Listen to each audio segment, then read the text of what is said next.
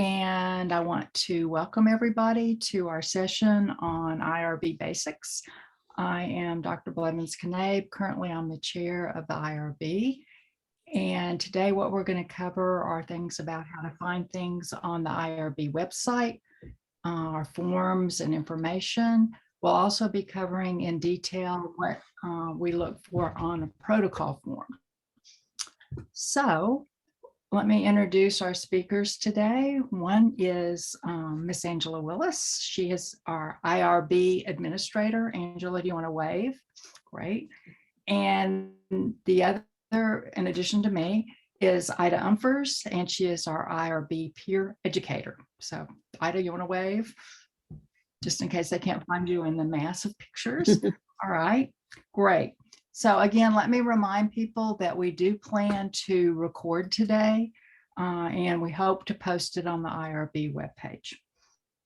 And what we're going to do for questions is that we hope to hold this session to about an hour. We'll try to answer some general questions. If you have questions, you can put them in the chat and they should come to us. And then we'll try to, work through those as we go through. We may or may not have time to get to them. So we're going to see how it goes. All right. So the first presenter today will be Miss Willis. So I'm going to turn it over to you.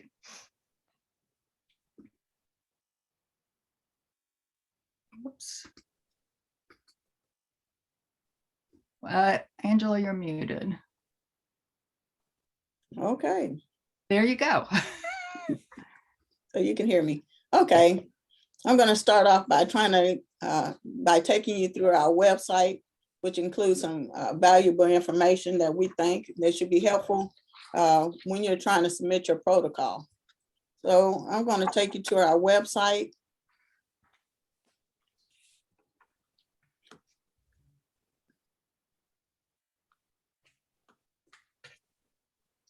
Can you see my screen?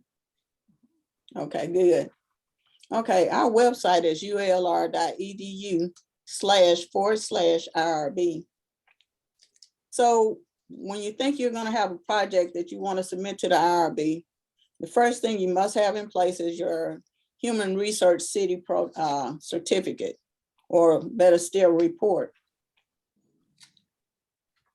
And if you haven't already gotten into city or anything like that,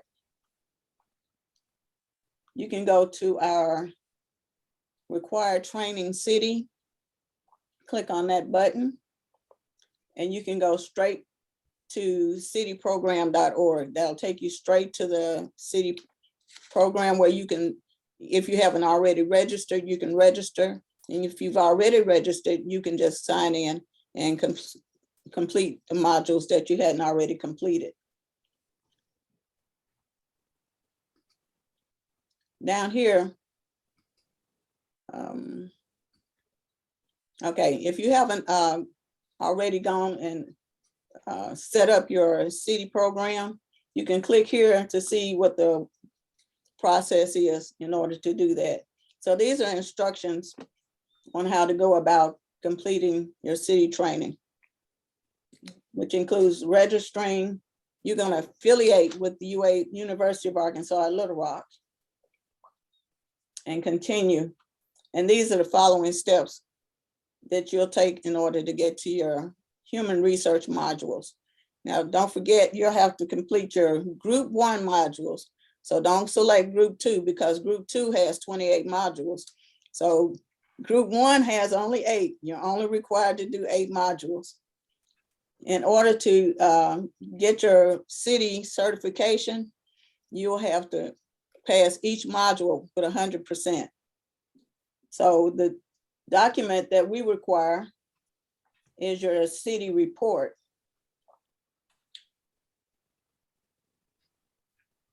And the report that we require is the one that lists all the modules completed, plus your score. And up here, it'll say your curriculum group. Your curriculum group should always be human research. Right now, we're not requiring that people submit their responsible conduct of research, but we are requiring that the human research certification group 1 is complete. Now, one of the reasons why the IRB wants to see the modules that you completed is that every now and then you might have a protected class that you want to do research with, for example, children. And there are some elective modules that you can complete that deals with children. So ahead of time, if you know you're going to do some research with children, go ahead and do those elective modules with children, or even prisoners. There are some elective modules dealing with children. Take you back. So anytime you have questions and getting into city programs, just call me and let me know. And my information is on our website. Okay, going back to the welcome page.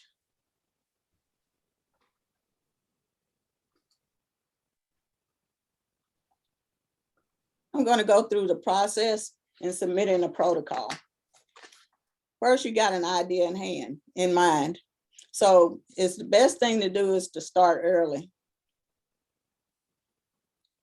What you'll do is select the request for review form, and you can click on this link to get to our review form.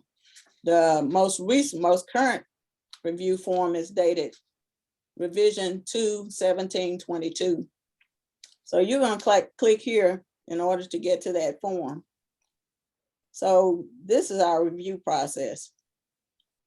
What's going to happen is you're going to complete your request for review form, and you're going to include all of your attachments, such as your city reports. You're going to submit supporting documents, such as your informed consent, questionnaires, site letter of permission, if you have any recruiting materials, which could include flyers, email scripts, or phone scripts, that kind of thing.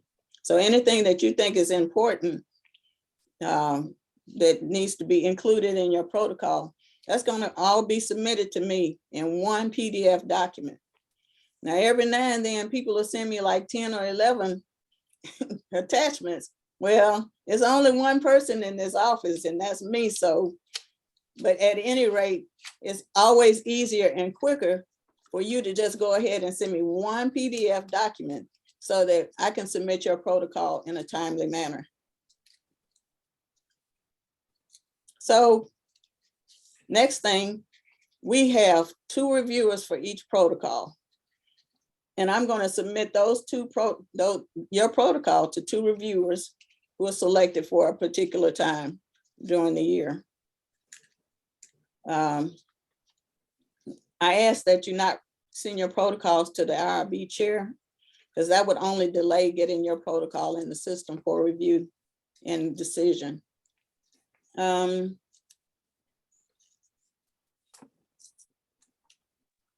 Estimated decision date. Once the day that I send your protocol for review, there are 10 business days expected decision date that you should receive something back from me telling you what the decision is. So there are 4 decisions. Your protocol could either be approved, it could be considered as not human protection research, or they might ask for a further review. They may have comments or questions regarding your protocol that they need answered before they can make a decision.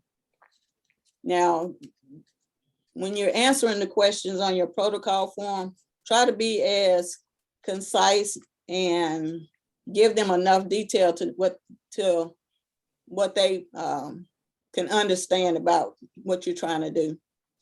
And the last decision is especially if it regarding a protected class like prisoners, your protocol is going to go to full board for review.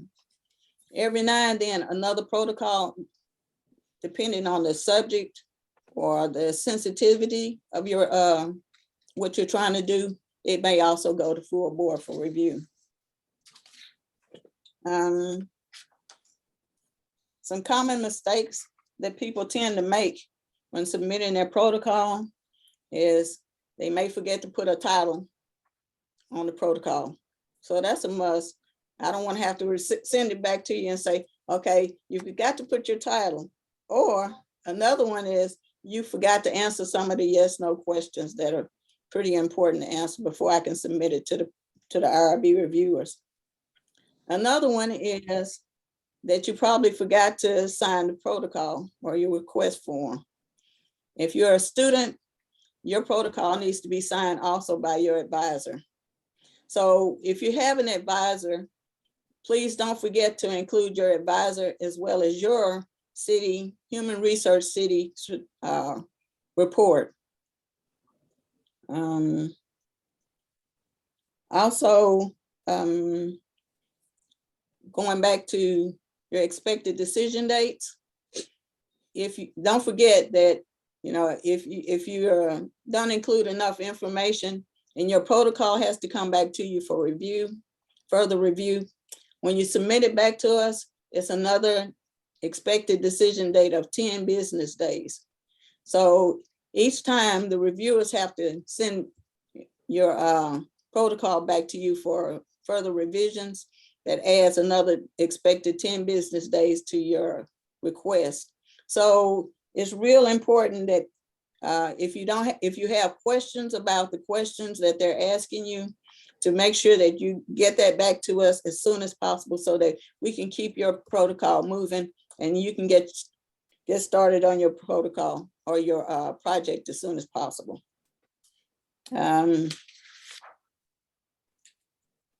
Sometimes people forget and they send their responsible conduct of research city report.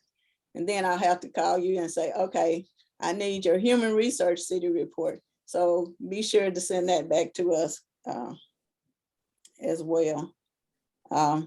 City reports do expire. They're good for 3 years.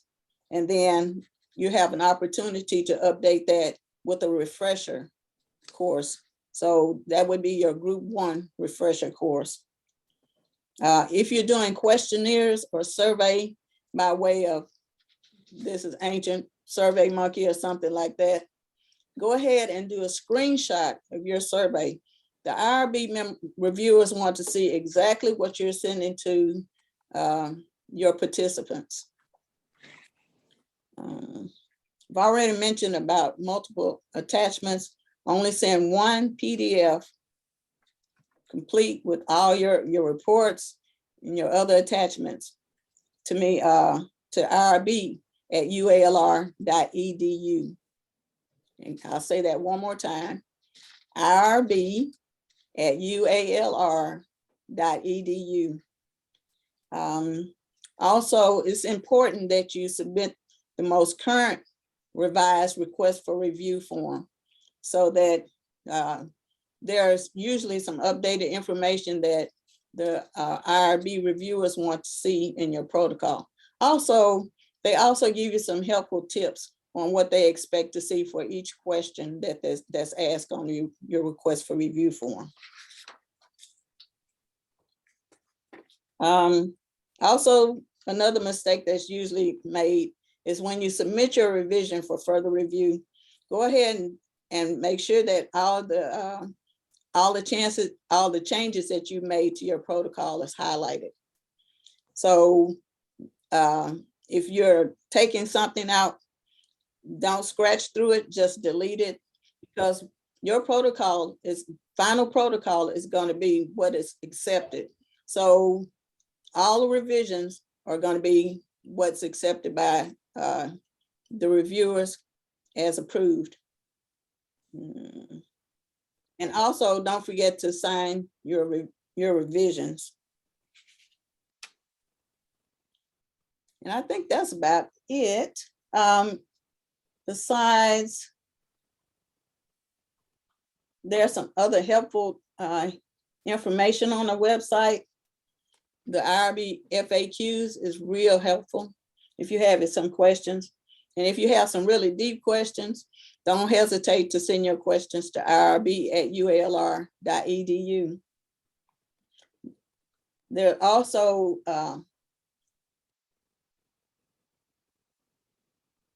forms and templates that would be helpful. In, for example, if you're doing an informed consent form or assent or scripts, they'll probably have other scripts up later. But if you have, these are just something to go by in completing those forms. Our members are also listed here in our meeting dates. And contact information, Dr. Blevins Knabe's contact and my contact as well. So at any time you have any questions, don't hesitate to either call me or send your questions to irb@ulr.edu. Thank you. And if you have any questions, please let me know.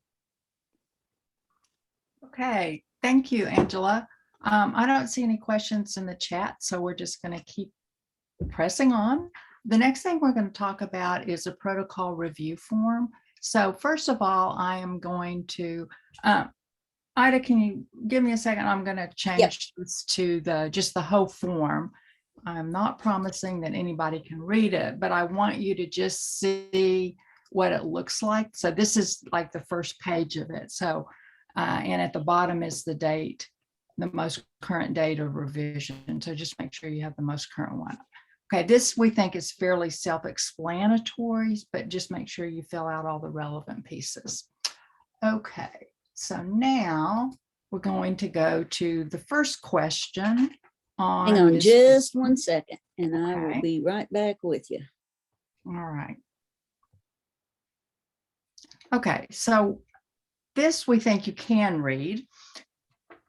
This is the first question on the form. So we're going to go over the questions that required a more detailed response than some of those on the first page. Question 1 and question 2 really lay the groundwork for what you're doing. And these are the two sections that reviewers often come back to when they're trying to understand the rest of what you've written. So these really are important to think through in terms of the details that you include. Think of what you put in question 1 when you describe the purpose of the project as being similar to an elevator speech. You want to capture the most important things and you want to do it succinctly. So we do want to know what your research questions are and why they matter. You know, what's the point of what you're doing and basically why are you doing it?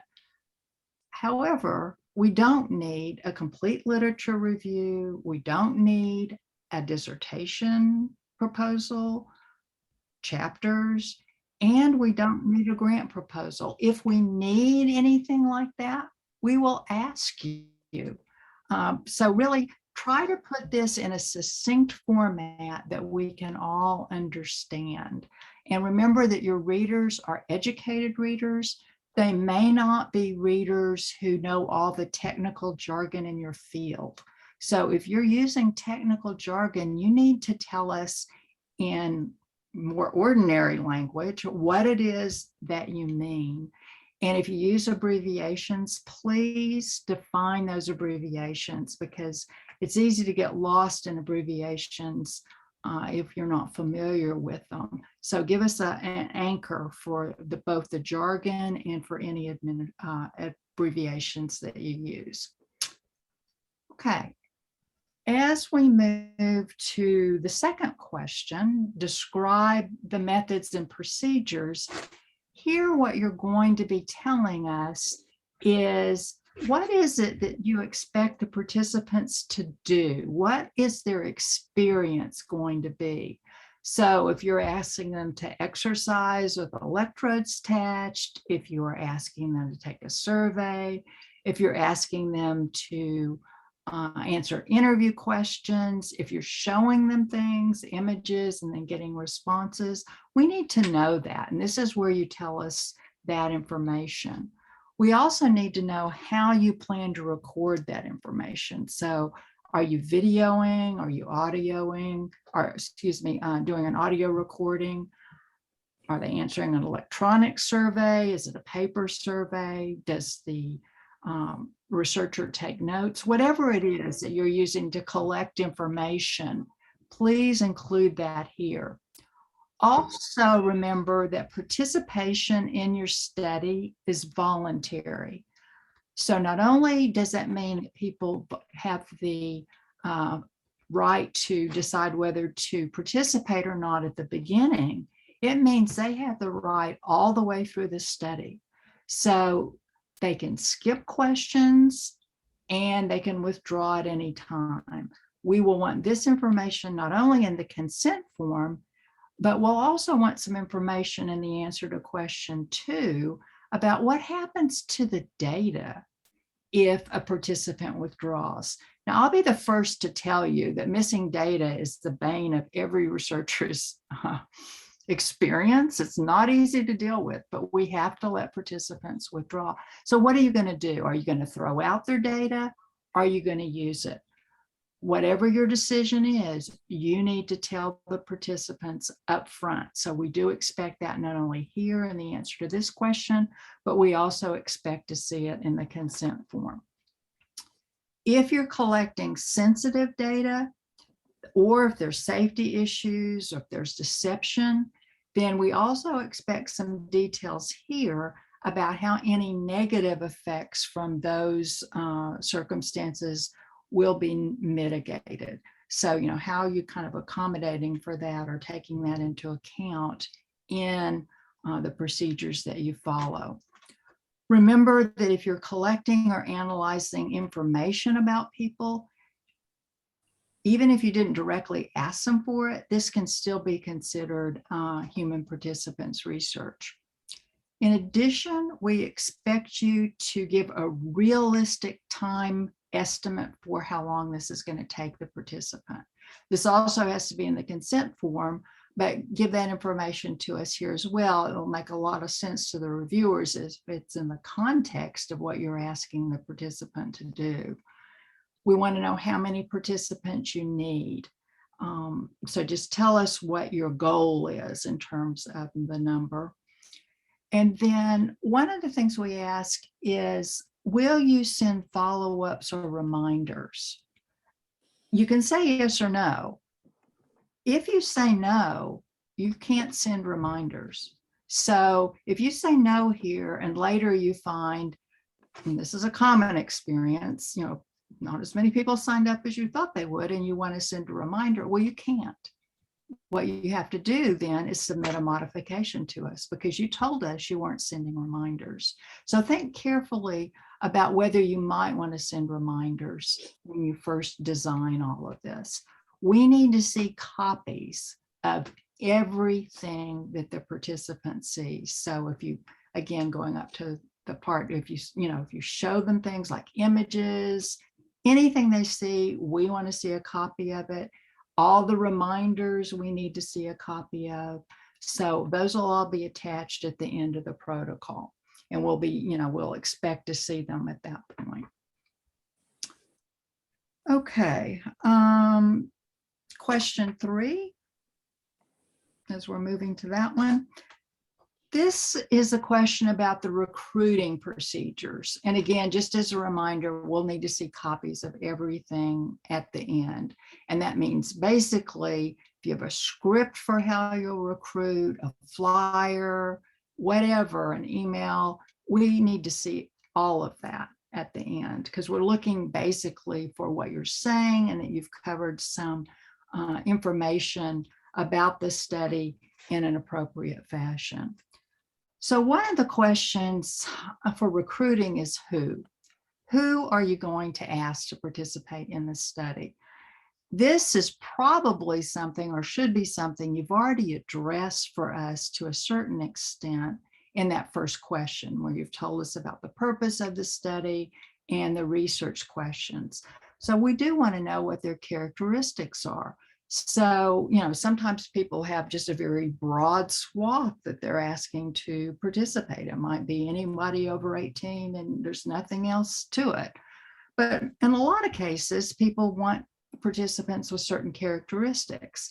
So they might want participants who are healthy. And so they'll only include healthy people. So we want to know that, and we want to know why. So give us a research-based scientific explanation for why it is you're focused on this group, and the other groups are not going to be asked to participate. If you're focused on middle income, tell us why again. We're going to look at that in the context of the research. Whatever it is, whatever special characteristics people might have that you have chosen to focus on the research needs to be tied to your research questions. And again, we want that explanation so we can understand what's going on and evaluate it. Age can be an important factor. We're focusing in today's presentation primarily on adult studies, and that's because most of the studies that people do are with adults. In the case of children, there are some special procedures. Again, we're not covering that today, but one of the questions is whether the participants are 18 or older, because that means they can give their informed consent. Now, so you're going to have to tell us how you will verify that. Often that can be a very simple procedure where you put a line in at the bottom of the consent form, a checkbox. The person verifies that they're 18 or older. And then you have that documentation or that acknowledgement, depending on how you're getting consent. Again, there's special procedures for those who are under 18. For those who are under 18, you would need parental permission and an assent form. So there's more to it than what I'm covering right now. With recruiting, we also want to know basically, how are you approaching people? How are you getting to them? So is this by email? Is this by a flyer that you're posting, some kind of announcement? There are all kinds of different ways to do this. We, of course, want to know what you're going to tell them. And one of the things we're going to be looking at is this something, that is an appropriate way to approach people? And, how does it match with the characteristics that you've given us above? So a lot of times people will need contact information. So they know what they want to say. They know they're going to get the information to them in a certain way, but they may need the names and contact information of the participants in advance. If this is the case, you need to tell us how you're going to get that information. And we're going to look to see whether you have permission for that. So things to keep in mind, especially in a university context, are there FERPA requirements? So that is a responsibility that everyone has within a university context. If you're recruiting outside the university, we'll still ask how you're getting that information. So if someone's going to give you a list of names and contact information, do they have the authority to give you that list? If you're the researcher, you can't give yourself authority. So we're going to ask for somebody above you to give that permission. If you're a student, we want to see the signed permission letter from that person granting you permission. If you're a faculty member, we won't require it to be signed before the approval, but we want to see the permission letter. And then it's on you. So if something happens later and you didn't get that signed and somebody says, well, they didn't have access, that's a problem. But we want you to know that you do need to have permission.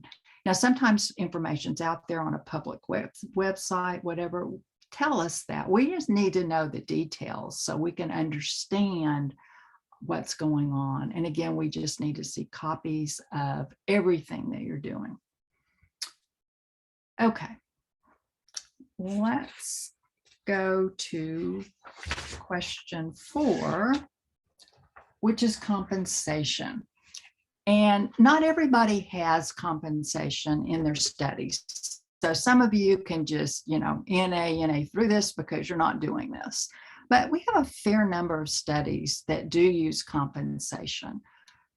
So if you're using compensation, of course, tell us that you are, but then we want to know more details. So what compensation are you giving people? Is it going to be extra credit? Is it a gift card, money? Are you entering someone in a lottery? And we want to know how much money, how much extra credit. And one of the things to recognize is that compensation is an incentive. So it can be a mild inducement to do the study, or it can be a compensation for the resources that somebody uses to get to the study, or the fact that they're spending time with you and they're not, being paid for their regular job or whatever. So you can compensate them in that way. But compensation is not a benefit of the study. So when we get later to the benefit section, that's not one of the benefits. And you don't list it on the informed consent form as a benefit either, although you do have to talk about the compensation on the informed consent. What the IRB is interested in knowing, and again, you're going to need to give us the details for this, is whether the incentive or compensation that you are offering is reasonable given what is required in the study and who the participants are. So we're looking to see whether there's a coercive effect. So is this incentive or compensation so much that people would put their needs or their safety aside to participate in your study? So we're looking for that balance, the balance between, sort of a reasonable amount that a person would like to have, but can easily walk away from, versus, oh, I really need this and I don't want to do it, but I'm going to do it to get the compensation. So that balance is important to us. So again, remember, we need the details so we can make a judgment about the balance. It's also the case that you have to tell us how much compensation is required to earn an incentive. So compensation has to be prorated. It cannot be contingent on full completion of the study. So the consent form has to cover this, and then you have to tell us how you're going to figure it out. So, it doesn't have to be down to tiny, tiny details, but you do need to tell us, if you have a system, do they have to do 50% to get 50% compensation or whatever it is? Let us know, and then know that you'll have to cover it in the consent form in a way that your participants can understand. So, again, that's going to depend on who they are, what level of language you want to use. But they have to get something if they have participated partially. And then we do want to also know when the compensation is given. So is it immediately after, at some other point?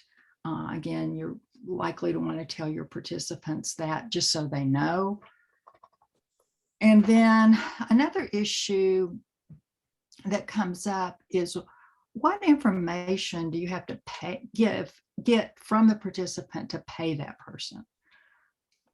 And this is going to vary depending on where you are and how you're getting your money and so forth. It is the case that if the compensation is going to be run through UA Little Rock, it would be a very good idea.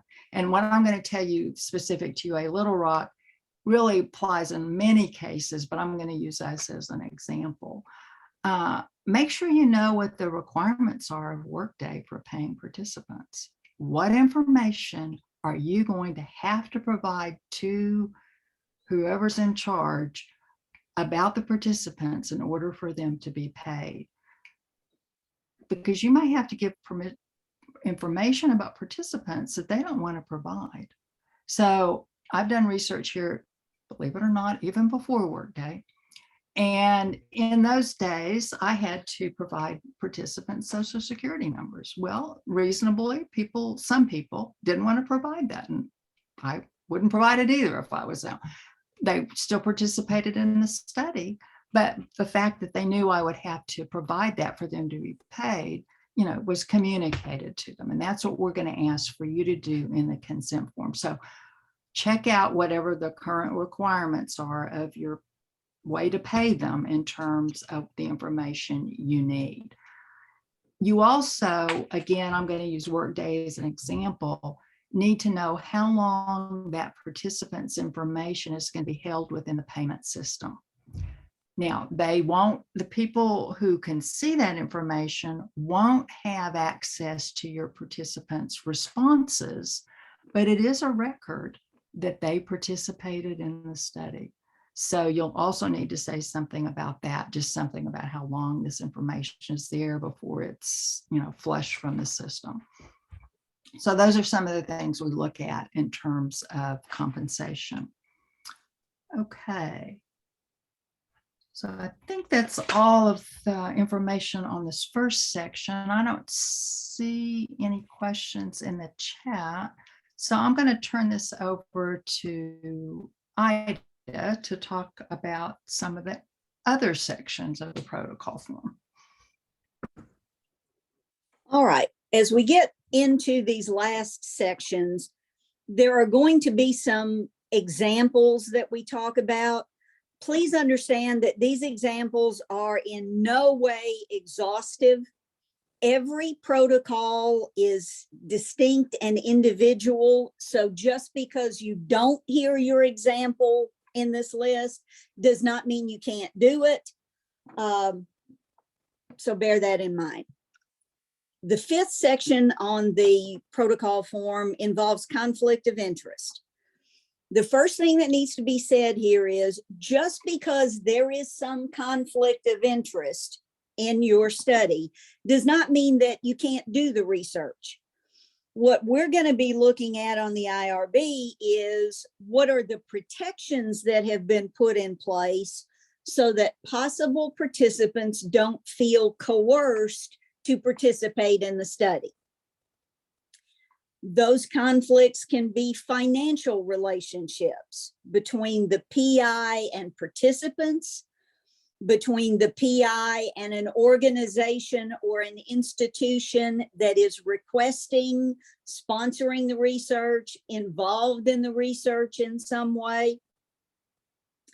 The conflict of interest could be a personal relationship between the PI and participants.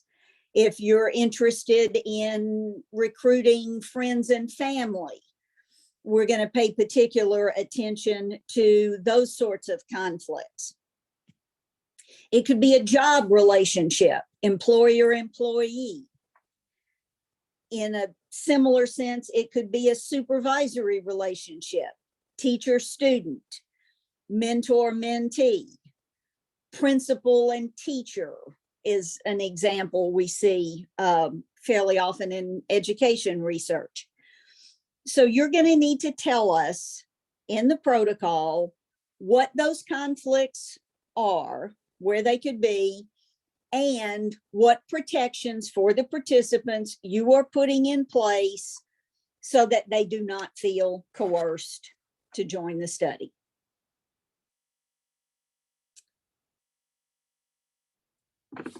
The next section, and it's sort of in two parts, benefits and risks. But know up front that one of the big things we're going to be looking at is the risk-benefit ratio. If we have a study that has high benefits and low risks, that's one thing. If the benefits are really low, but the risks to the participants are incredibly high, then we're going to pay a lot more attention to how are you mitigating those risks for the participants. So first, let's talk about the benefits. As you've heard before, benefits and compensation are not the same thing.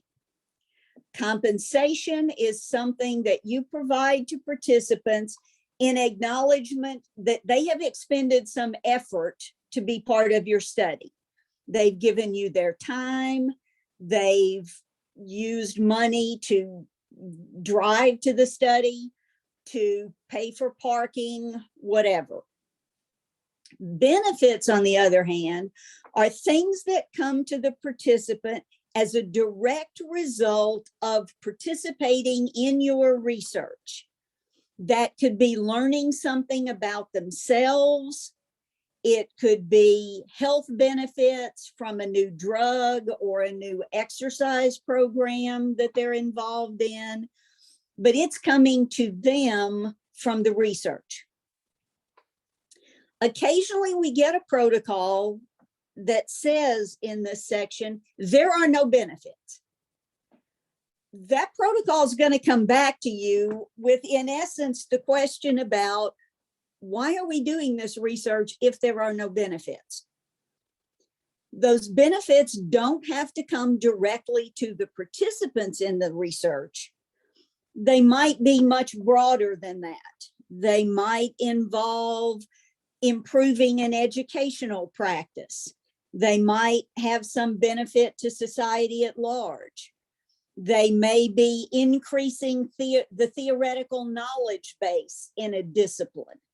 But there has to be some reason to do the research that you can tell us about in this benefits section. When you state the benefits, they don't need to be stated in a guaranteed form. This research will definitely eliminate wars. No, it needs to be probabilistic. This research may do something. And along those same lines, it doesn't need to promise things that no one research study could deliver, like world peace, etc. You need to describe the benefits honestly in your consent form. The possible participants need to understand what benefits they personally might get from the study, or that they personally might not get some, but the broader discipline or society at large might get these benefits. After we look at the benefits, then we're going to look at your statement of risks. And generally here, people think about physical risks. Could a drug harm a person? Are they doing some activity where they could be injured? But the risks go well beyond physical risk. They could be emotional ones. You're wanting to discuss a particular topic, and that discussion could lead to discomfort for the participants in some sense. They could be job-related risks. If an employer learns that a participant has been a part of the study, or learns somehow about an identifiable participant that they have said something that makes the employer unhappy. They could be risks to a participant's reputation. If word got out somehow that they had participated in a topic, in a study on just a particular topic, or that they had made a particular comment that could cause damage to their reputation. As part of this, we will also be worrying about risks to third parties. As you're talking to your participants, or they're answering your questions on a survey or something, if they mention other people by name or in any way that those other people could be identifiable, my boss Fred, my cousin Mary, etc., those people have not agreed to be part of the study.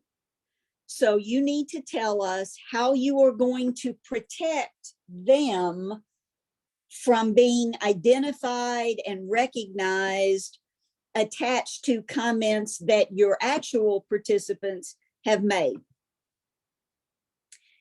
Think ahead of time about all of the possible benefits and all of the possible risks. And again, honestly address those in the consent form. The participants have the right to know not just the good things that might happen to them, but the risks that they are undertaking. And you should also explain that to us in this section of the protocol, because we read the protocol first, and then we go look at the attached documentation, the consent forms, the recruitment flyers, and all of that. And we're looking to see if both of these pieces match. If you tell us in the protocol, here are the benefits, here are the risks, and then you say something else to the participants in the consent form or the recruitment information, that's a red flag, and we're going to send the protocol back and say, which of these is true?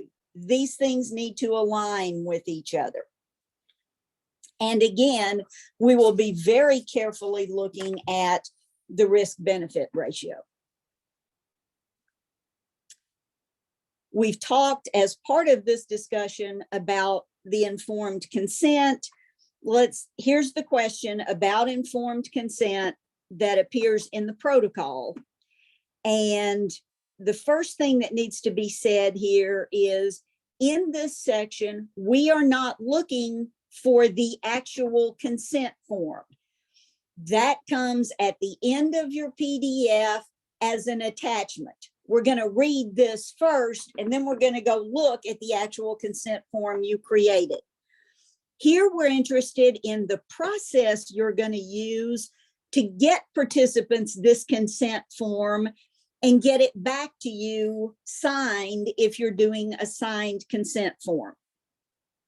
So you need to tell us, how are they going to get the consent form to read? Are you going to meet with them in person and hand them a copy that they'll sign? Are you going to email it to them? Is it going to be the first page of an online questionnaire that they are about to fill out? How do they actually get the consent form to sign and return to you?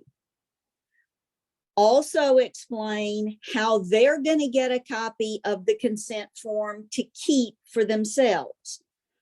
If you're doing it in person, are you going to hand them a copy?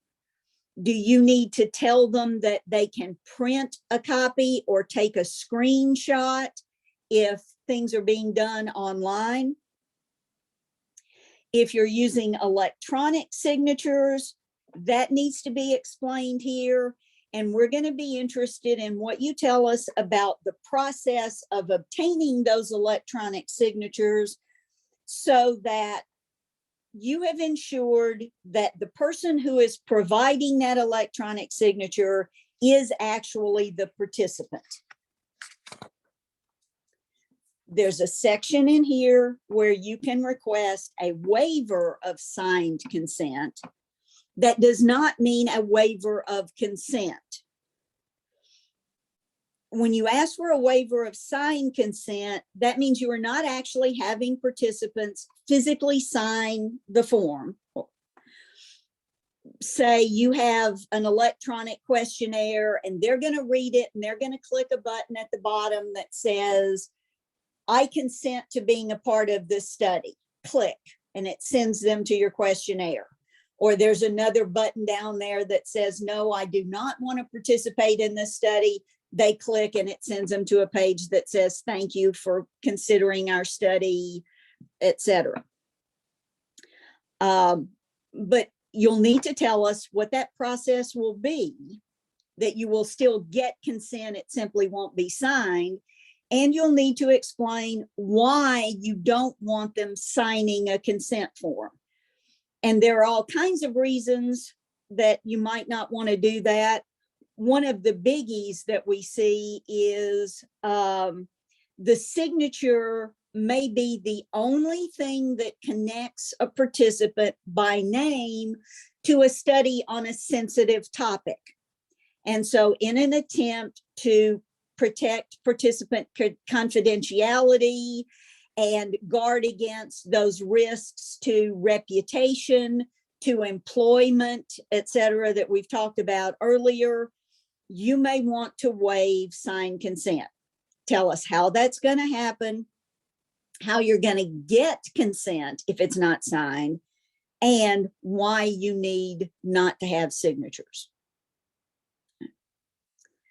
The last two sections that we're going to talk about in a second are connected and sort of intertwined and difficult to separate.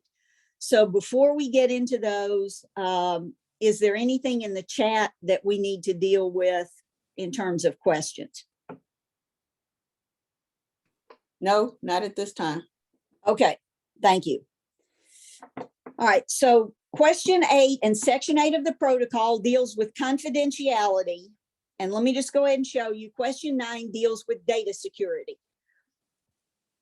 It is almost impossible to separate these two things. We're asking you to do it in the protocol, but if you find yourself sort of talking about data security as part of confidentiality and vice versa, as long as they are not totally intertwined and we can't find any way to see that you've talked about both of those issues, that's not going to be a problem. But let's first talk about confidentiality in slight isolated form.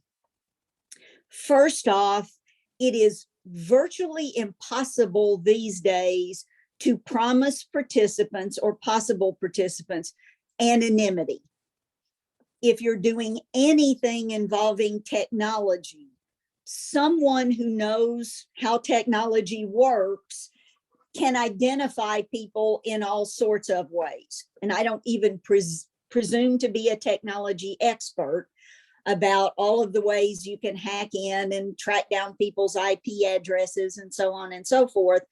But if you send us a protocol and you're promising your participants anonymity, we are going to ask you to change that to confidentiality.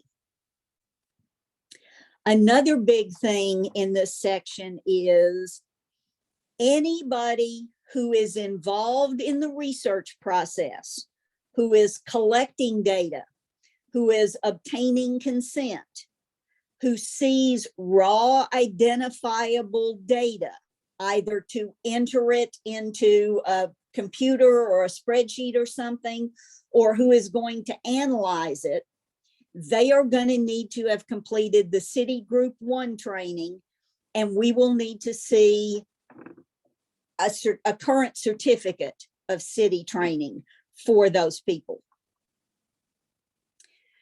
As you start to collect the data in terms of confidentiality, you need to think about, and you need to remind your participants to think about, collecting data in a location that is private, where no one, if you're asking them questions verbally, where no one can overhear the conversation that you're having, where no one can look over your shoulder and see what's happening on a computer screen or over the participants, excuse me, shoulder. Now, you can't guarantee that a participant is following your suggestions, but you need to remind them that they should be in a private location. If you're making audio recordings or video recordings, your participant has to have consented to that on the consent form. The easiest way is to put some check boxes at the bottom of the form saying, I consent to audio recording. I consent to both audio and video. No, I don't consent to being recorded. In which case, you have to decide, is there going to be an alternative procedure? And you need to tell the participants about that, and you need to tell us about that in the protocol. The protocol has to indicate everyone who will have access to the data that's being collected. And if you're doing audio or video transcription, who's going to do that transcribing? If it's the PI, we will already have a city certificate. But if it's someone else, we need to know very specifically who that person is, and do they have a city certificate? Or if they're part of a transcription service, we need you to find out information and tell us what protections, what training, what statement of ethics that service has for the people who are doing transcription work. The protocol needs to indicate how long you're going to keep video or audio recordings and where they're going to be stored. Are they Zoom recordings and you're going to leave them in the Zoom cloud? Are you going to download them to your devices? We need to know that. We suggest that you don't leave audio or video recordings on places like Zoom any longer than necessary. Get them transcribed, do with them what you need to do, and then get them out of the cloud. After you've collected the data, and in these cases, in these days, data is very often electronic. But when you're thinking about things here, kind of think about the old days of paper and pencil as well. After your data is collected, how's it going to be stored so that someone can't just casually come by and see it and find it? And that, again, broadens out into this data security issue.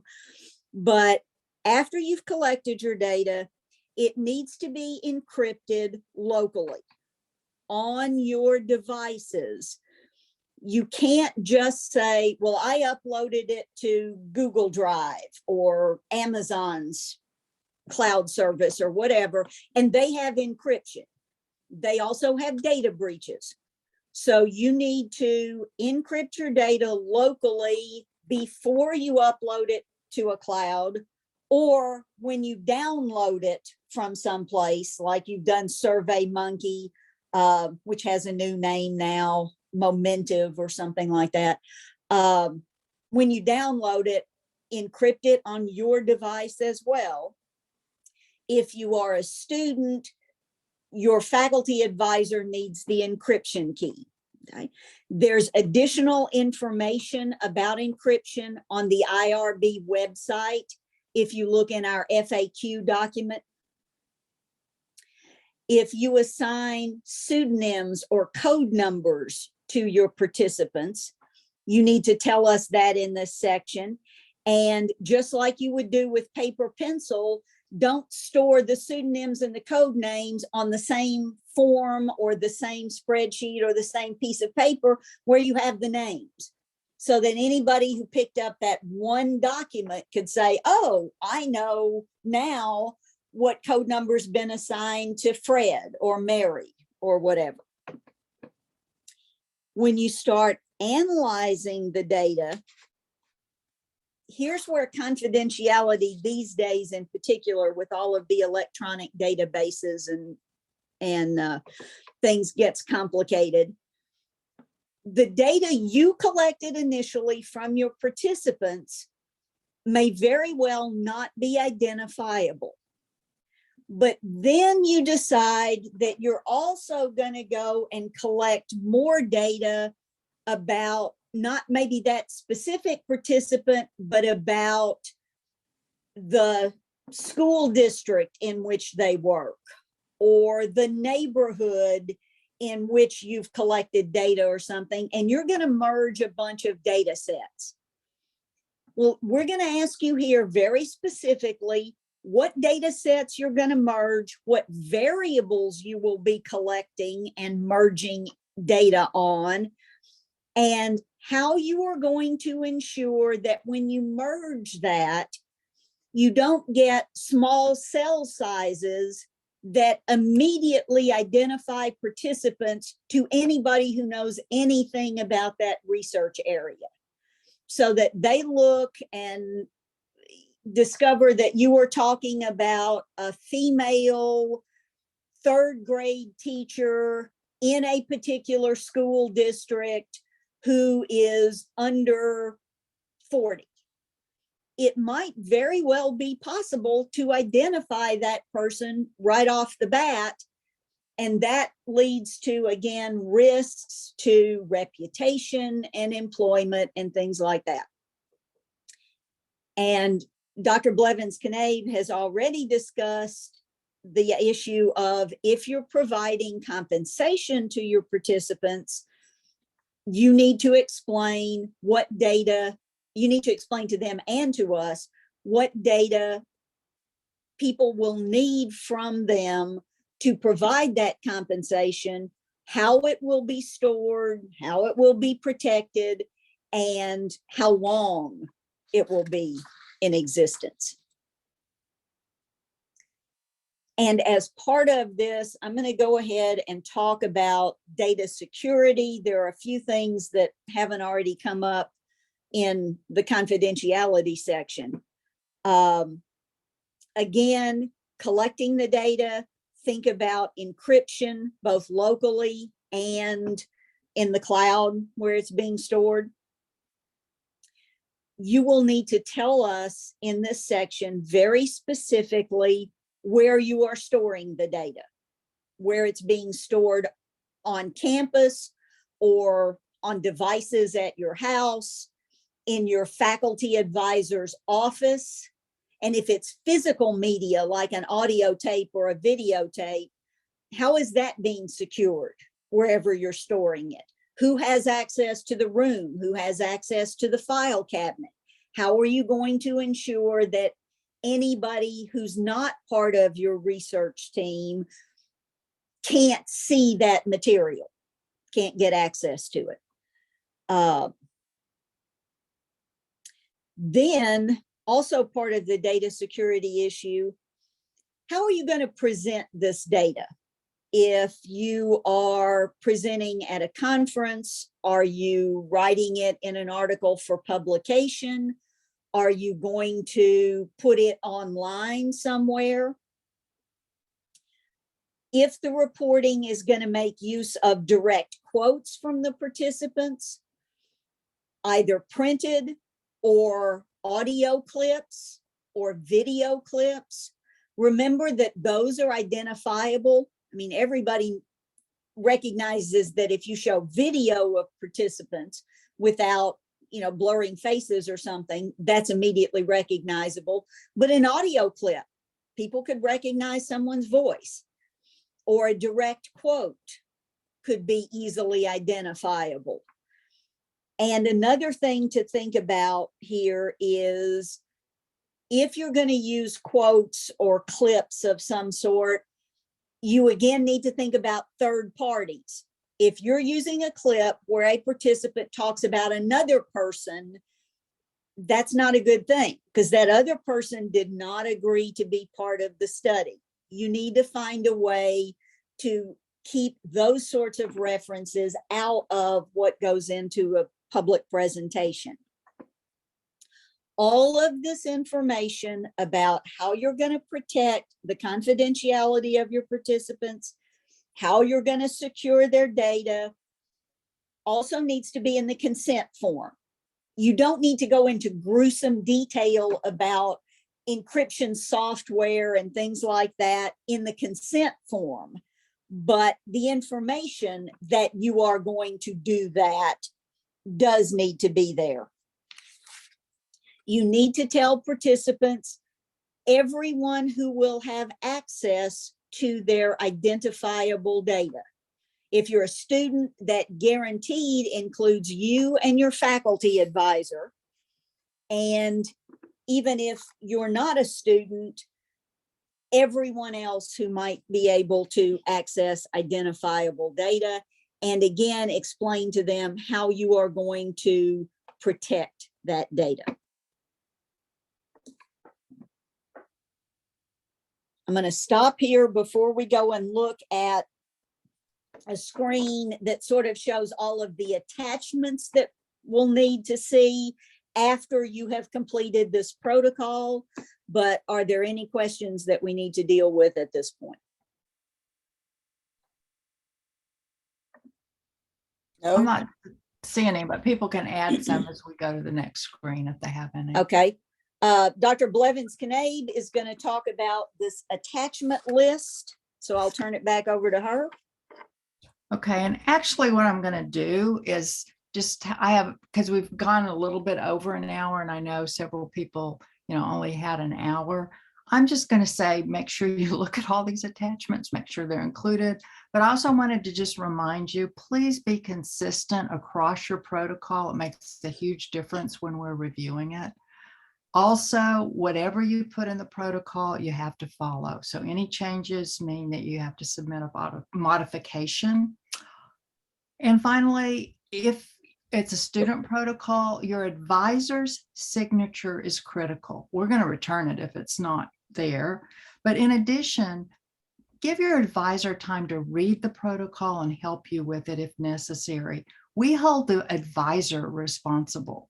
So if a protocol comes to us, it's incomplete and full of errors, this reflects on the advisor.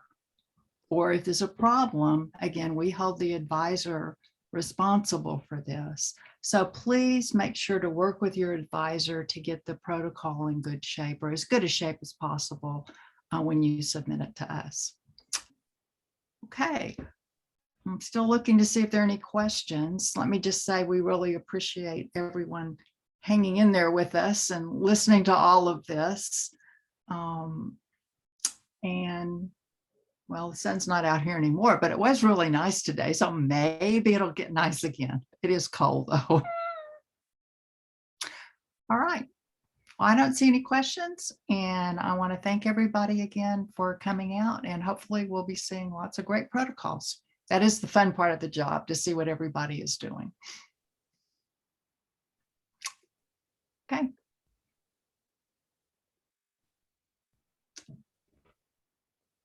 All right. Oh, I need to stop recording.